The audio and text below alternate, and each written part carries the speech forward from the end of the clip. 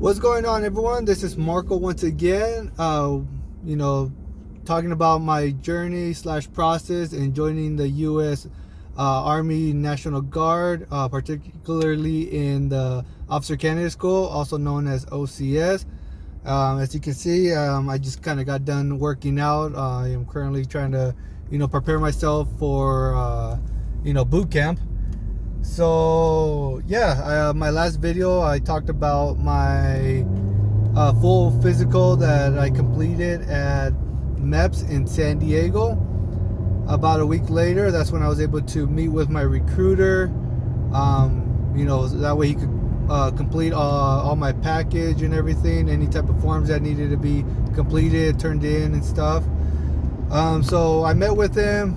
He gave me a brief,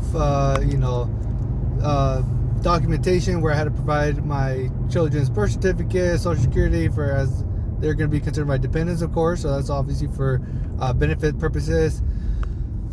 I had to also fill out all my other information so that, as an officer, I have to have a security clearance through the military so that they could do my background through the FBI, know that, I'm not some type of criminal, or they could look into my background for any type of crimes or financial issues that may be going on. And then after that, I had my interview, which was via phone.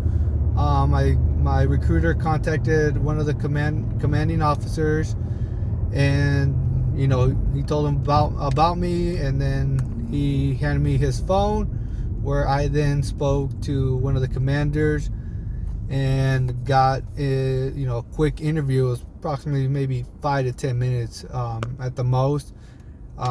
He gave me some questions and asked me a little bit about myself.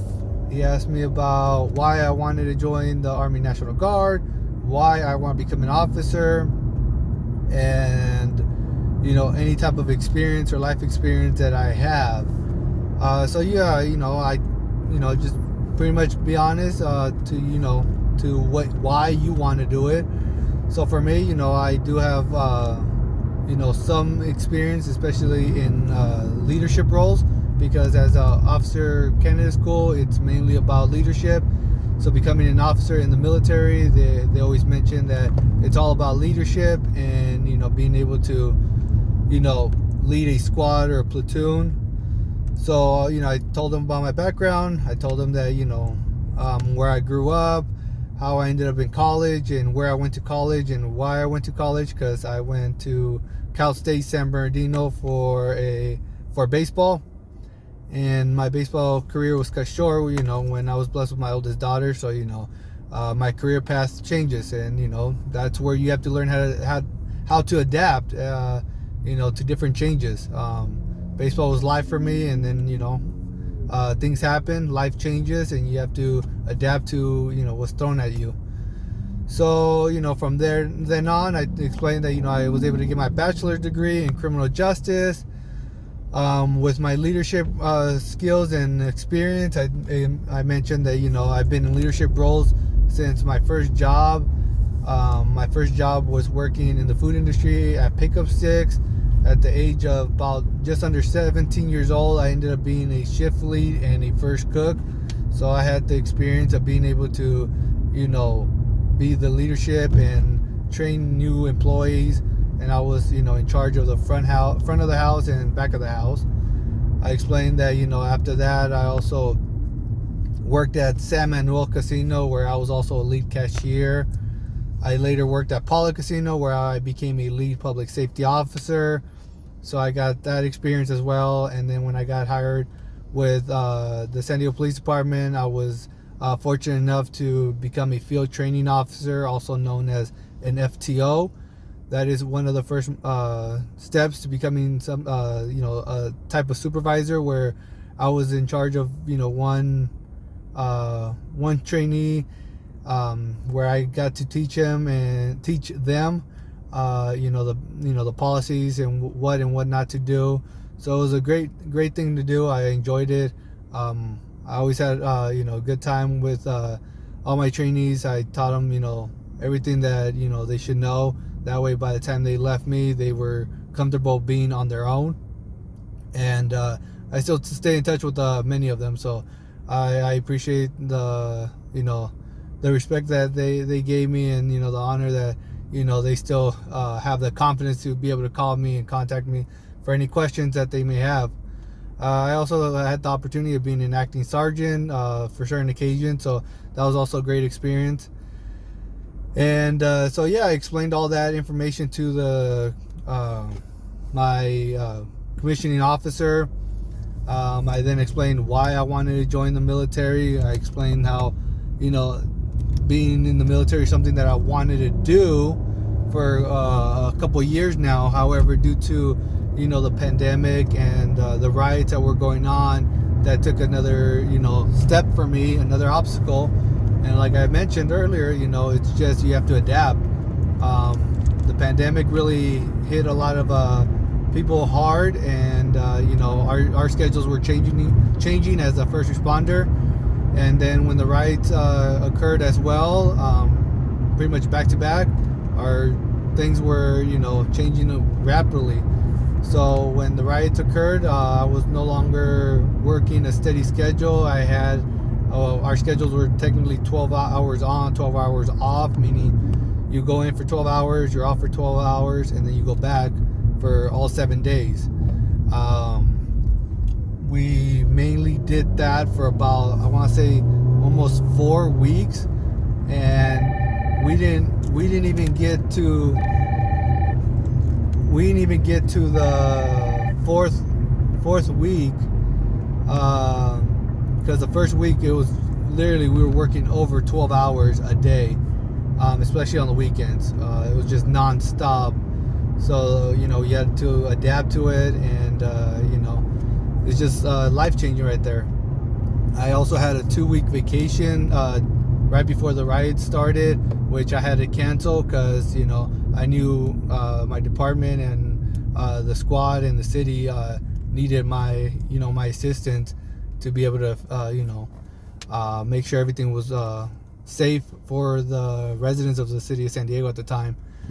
And so I explained how I wanted to do it at that time, but I had certain issues going on, and now is the perfect time for me to do it. So from then on,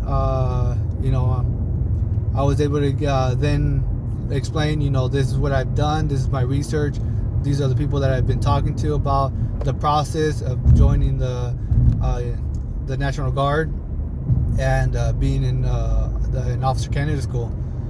So after I was done with that interview, he asked me if I had any questions. I told him I did not, because I was still in the process of learning, still researching it through social media, YouTube, Facebook, talking to a lot of friends.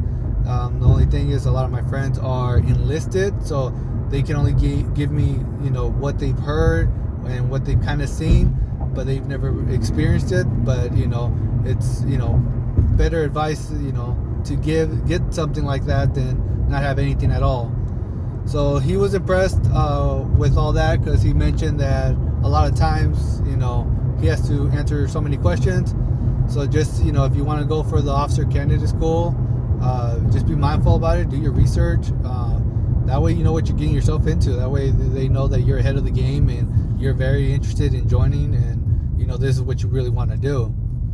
And then after I got done with the interview, he told me congratulations, that he was going to accept me, and that he was going to email me a form explaining that I was accepted into the OCS program.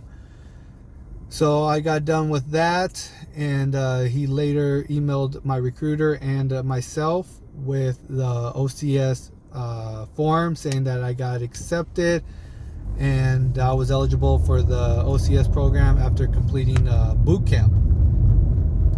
So just be mindful when it comes to this. Yes, you are accepted, and you're in as an OCS candidate, but just be mindful that it can be taken away, because you also have to succeed and do well in regular boot camp. I'm not sure what standards they have. I'm pretty sure their standards are going to be very high, because I know when you go in as a it's going to be a 09 Sierra going into regular boot camp. And that's just a normal Army boot camp that you'll be going to for 10 weeks. And they're going to be expecting a lot more from you, because you're going in as a officer candidate. You have a bachelor's degree, and also, for me, I know my age also, because I'm 32. The staff there is going to want more of a leadership role from you while you start regular boot camp, and they want to make sure that you're able to lead, because I've heard that OCS Academy is all about leadership. You're no longer really following people. You have to make sure you're leading your platoons. So you are accepted. You got your congratulations, you got your acceptance letter, but it does dictate how well you do in regular boot camp. If you fell out, obviously you would not be accepted into OCS. If you do poorly, there's a possibility you may not be accepted into the OCS program. So just be mindful about that. Right now, that's why I'm also, working out. I'm doing about two a days right now, all the way to my boot camp. So that way I am prepared, physically and mentally, and go from there. I just want to make sure that this is what I want to do, and I want to show that I am ready to take this new challenge and responsibility as a officer candidate school.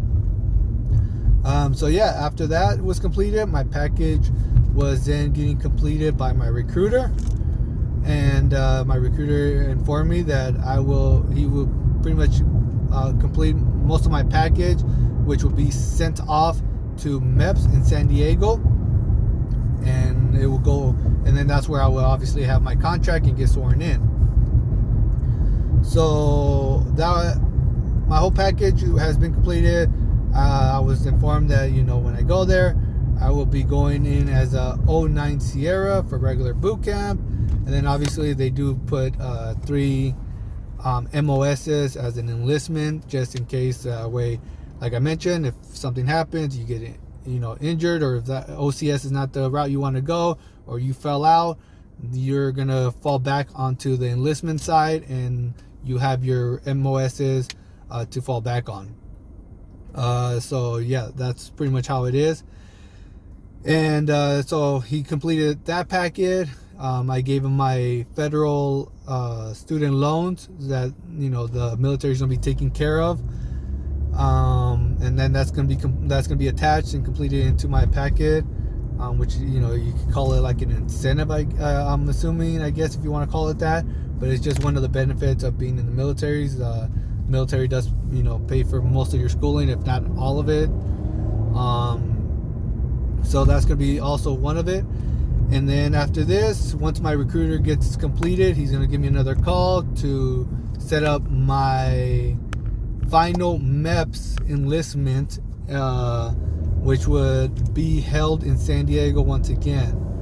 I will get back to you guys on that after this, and give you more updates as my process continues. But until then, right now, I'm excited. I did get accepted into OCS, but now I have to do my part and to put my effort and my hard work and dedication to make sure that not only do I succeed in the boot camp, but I also have to make sure that I am in good shape and mentally and physically prepared for OCS, which will be possibly a month or two after completing boot camp. So just be mindful. If you want to go that route, put in the effort. If you want the challenge, take the challenge and accept it, but put in the hard work and dedication so that you can succeed. All right, because no one's gonna stop you in this one. The only one that's gonna slow you down is yourself. And just be prepared, because what I've seen and what I've heard is boot camp is it's mind blowing. Then I've heard OCS is just as bad. So just be mindful, because they do expect a lot of physical fitness, and they want you to be mentally prepared as well. You will be taking tests as written tests. You will be taking physical tests, and they will be breaking you down mentally.